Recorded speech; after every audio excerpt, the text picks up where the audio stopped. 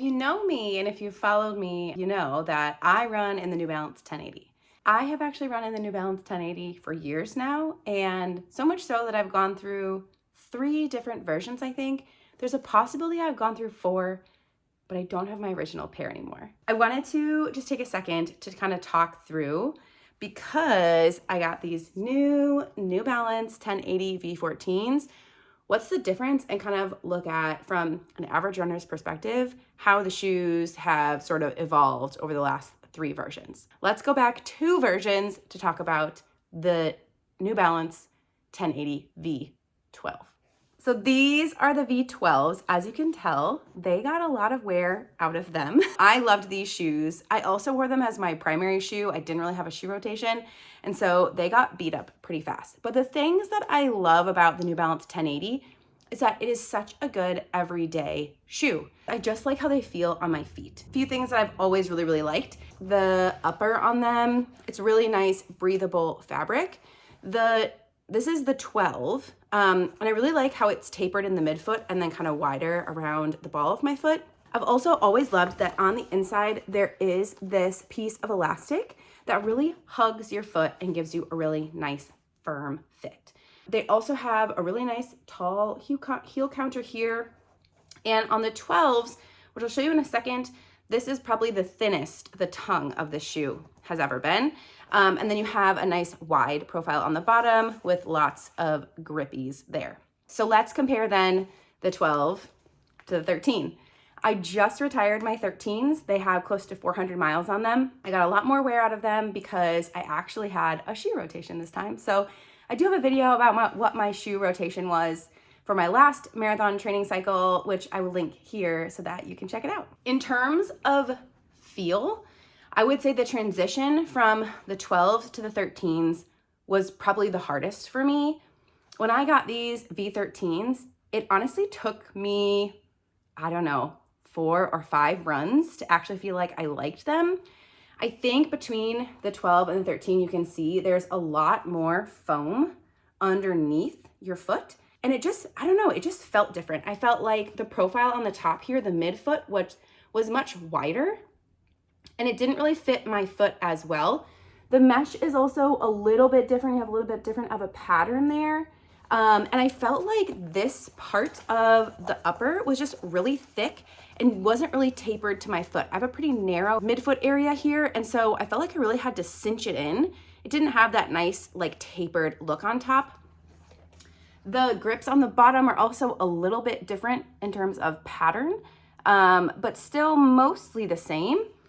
And then you still have a nice tall heel counter there. The V13, which I think now a lot of these are on sale. So if you don't want to go to the V14 yet and want to get some V13s, you can still get them on sale. The V13 has a much thicker tongue, but you do still have that nice elastic on the inside. And actually this is a little bit more breathable than they had in the 12. After I broke these in a little bit, I did really love them. But like I said, it took me, I don't know, a couple of runs. And originally I almost thought I was going to return them because I was like, this is just not what I'm used to. I had run in 2 pairs of the 12s. And so going to the 13, I felt like it was different enough where I wasn't quite sure that I liked it. So I would say give it a shot, run in it a couple times before you make your final decision. But once I did, get some mileage in it, I did really love it. And I use these mostly for my easy runs, and then some long runs as well once I really got a shoe rotation going. But something that I have always loved about the 1080s is that they're just comfortable. I put them on my feet and I just really like them. So they're a really good cushioned shoe. It's a little softer than I would say a Brooks Ghost is, although I haven't tried the most recent Ghost, but really just like smooth and comfortable. So now let's take a look at the 13 to the latest version, the 14. So foam wise, these are pretty similar in terms of how deep the foam is. I would say maybe it's a little more tapered up towards the forefoot on the 14, but I would say overall, these two are way more comparable than the 12. Like, look how different that looks. And so it was a much easier transition going from the 13 to the 14.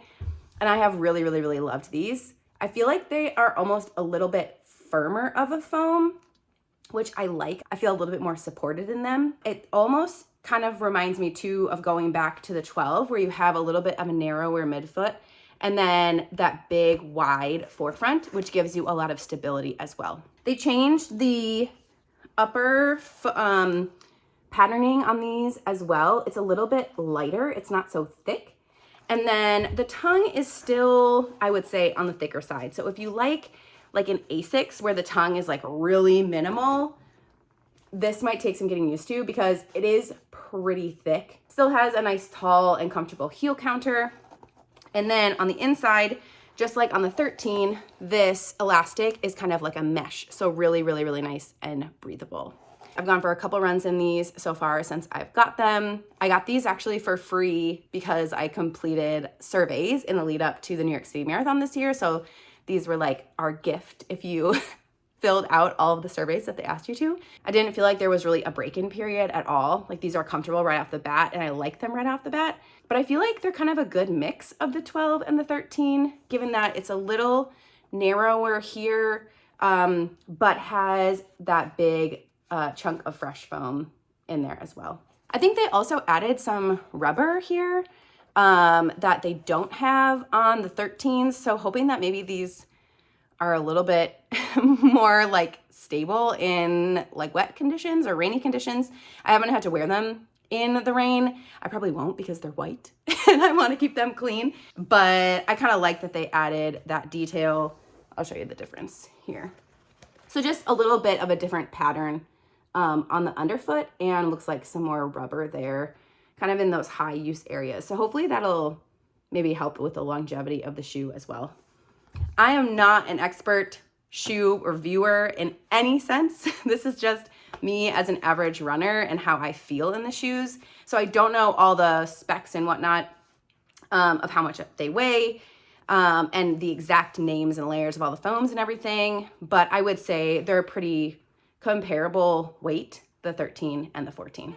If you're thinking about getting the New Balance 1080, V14, or the V13, I highly recommend them. They're a really great everyday shoe. Easy runs, recovery runs, some long runs, just depending on where I'm at in my shoe rotation and my training and how far I need to go. If you have questions about the New Balance 1080s, let me know.